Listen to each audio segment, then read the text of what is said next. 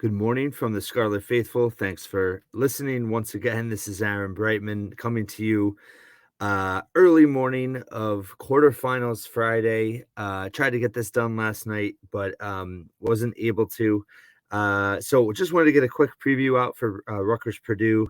Obviously a huge game for Rutgers, huge opportunity coming off of Thursday's impressive victory over Michigan, total team effort, tremendous defensive effort, and just great to see this team play to their potential, play with joy again, and their intensity, their focus. It was just great to see. So, you know, certainly not a lock for the NCAA tournament. Absolutely helped their position.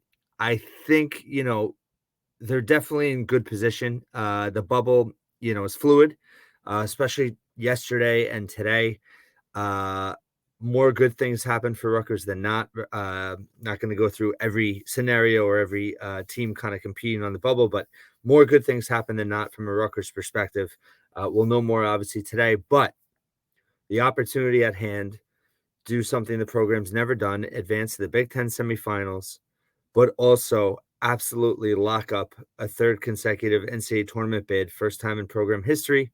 And I would feel very confident that they would definitely avoid, there was a word salad there, but I really do think they would avoid Dayton with a win today against Purdue. I know that they still might, but I'm not going to, breathe a sigh of relief in that regard until Selection Sunday. I think Dayton would be very much on the table. So a win today obviously makes their position a lot more secure, but it's more of just the statement as well of what it would mean to beat the top team in the Big Ten twice. They've won 5 of their last 6. Obviously, the win at Mackey this year, extremely impressive and the best win on Rutgers' resume. To do so on a neutral court would also be a huge boost for their resume. So, great opportunities today. I think that Rutgers does match up well with Purdue. Obviously, it all starts with Zach Edey, and he's a problem.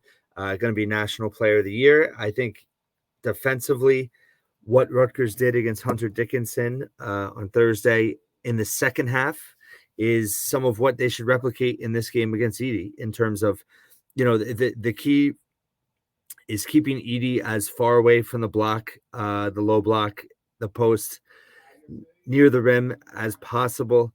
The lower he starts, the closer to the rim he starts and is able to, make post moves, use his drop step. That you can't really stop him once he's within 5 feet of the rim. If they can keep him farther out, 5 to 10 feet out, that's going to make him less effective. They really, the way they swarmed the ball, the way they doubled, the way they dropped pressure, they really frustrated Hunter Dickinson in the second half. He was just 2 of 7 from the field, and both were 3-pointers. So he had 0 points in the paint in the second half. That was amazing. I'm not saying they could do that against Edey.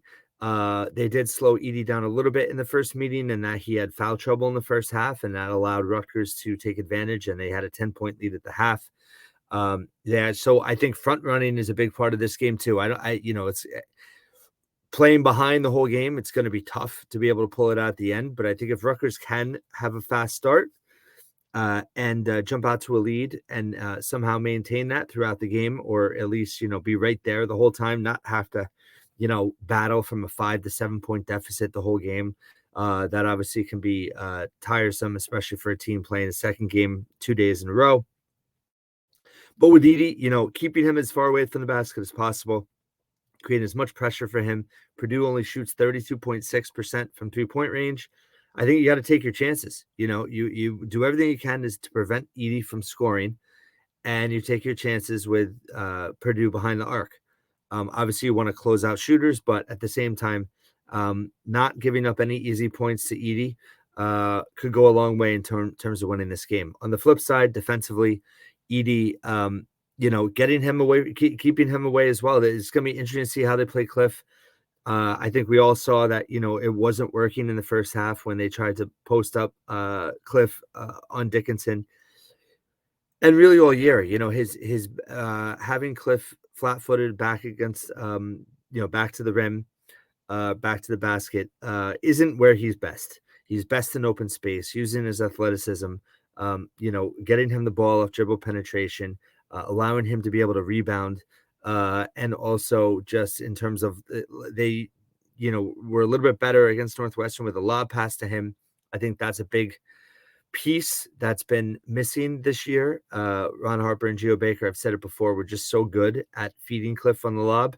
And they haven't been able to do that as well. And Cliff can post people up, and he does have moves, and he can, make those shots. But I don't think it's his strength. And the offense got bogged down yesterday when they were consistently trying to feed him in the first half. When he got into foul trouble, the offense flowed better. And the second half, when it flows through Simpson and Spencer, I think that's the best bet for the Rutgers offense right now. So I hope that they stick with that today. Um, I think that a key player in this game for Rutgers is Andre Hyatt. Moat Mag did a lot of great things in the Purdue win this year. Purdue has two tough forwards in Mason Gillis and sorry, it's early. Caleb First. Both of those guys are tough players, and Mag did a really good job against them in the first game. And I think Hyatt's got to play that role in this game. And I think they need some scoring from Hyatt too. So he had a big three yesterday. He had two free throws. He played his role off the bench. It's gonna be interesting to see. I think, and we'll see what happens with Paul Mulcahy with his eye injury. But perhaps Mulcahy comes off the bench today because of the eye thing, but also because I think matchup wise, it might make sense to have Hyatt start and play more today, just based on the matchups. Not saying Mulcahy shouldn't play, and they believe me, Mulcahy was the biggest reason they won that game aside from Spencer. At Mackey, and we'll see how Paul is based on the eye thing. But just in terms of physical matchups, I think that Hyatt's going to have to get some minutes today and going to have to come through on both ends of the floor. So we'll see what happens there. Purdue does have two very good but young freshman guards, Braden Smith and Fletcher Lawyer. This is their first postseason game. I think ball pressure on them is going to be key. Caleb's been all over the place in terms of on the defensive end. They credit him now for 3 steals yesterday, which is correct. He's now 3 steals away from tying Edey Jordan for the program's all-time steals mark. So he's just been so disruptive on the defensive end. Be interesting to see if they do utilize that zone at all in the second half, like they did against Michigan, which did help against Dickinson and could help against Edey and how they approached it. But I think, putting a lot of pressure on Smith and Lawyer, I don't know how much full court pressure Rutgers can do today. But I think just ball pressure and getting them to start their offense as far off the arc as possible really is, key in terms of spacing. The defensive intensity against Michigan was tremendous. It was such a great defensive effort from Rutgers. And, can they replicate that today? It's kind of two schools of thought. I mean, you could see them wear down in the second half, playing their second game in as many days, or, they could be extra juiced and feeling in a flow for a team that's, had struggled of late and really had a inspiring game yesterday. They could feel rejuvenated and really play at a high level today. So could go either way there. Obviously, limiting turnovers. Rutgers has been really good in transition. They need to get out and score in transition. Purdue plays at a really slow pace. So anything they can get easy and not have to rely on the half court, the better. But obviously, Derek Simpson, his ability to penetrate, his ability to create, even when he misses shots nearby, it creates opportunities for Cliff to get offensive rebounds. So, he's going to have to attack getting the ball in Simpson's hands, Spencer, whether it's, screening action or kickouts. They need to, Cam had a really good game yesterday. He's got to have 10 plus shots every game and just got to get the ball in his hands. So running the offense through the guards, I think, is a key adjustment. And then, Purdue does play drop coverage and defense. So there's going to be mid-range shots available, which, Simpson and Spencer are pretty good at. So I think that's something Rutgers definitely needs to take advantage of. Hyatt can shoot well from there. Mulcahy can as well.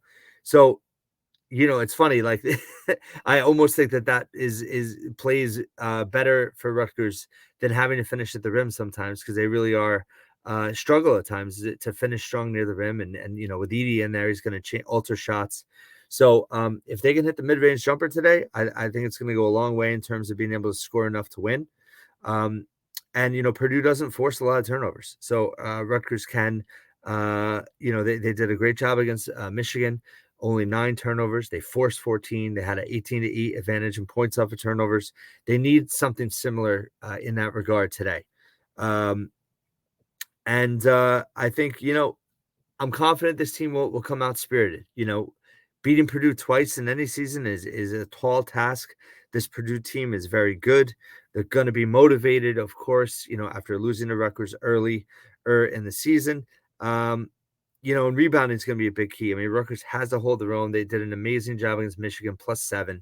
Did not expect that. Purdue, Michigan's a good rebounding team. Purdue is as well. So it's going to be, how much juice does Rutgers have in their legs today? But I think they have every reason to play loose. They have every reason to play confident. They've beaten this team before. They won the game they had to win yesterday. I wouldn't say they're playing with house money because I don't think they're a lock for the NCAA tournament. I think they are in good shape.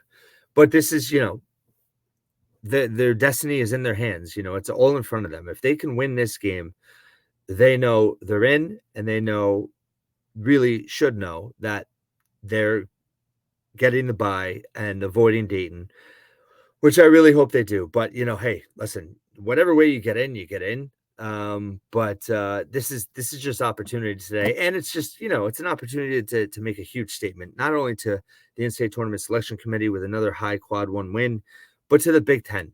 And to be able to do something they've never done before. They'd play the winner potentially of Michigan State and Ohio State, which either matchup would be juicy. So it's on the table. Rutgers got to go out and play. I think their mindset is, much improved. We saw a much different team on Thursday, and hopefully they can build on that today. So thanks for listening to this preview. I'll have it as in a post form as well and on YouTube. And obviously follow all my coverage at Scarlet Faithful. I'll have plenty after the game as well. And we'll see what happens on quarterfinal Friday. Rutgers, Purdue, noon Eastern time, Big Ten Network. Get your coffee ready. Let's go.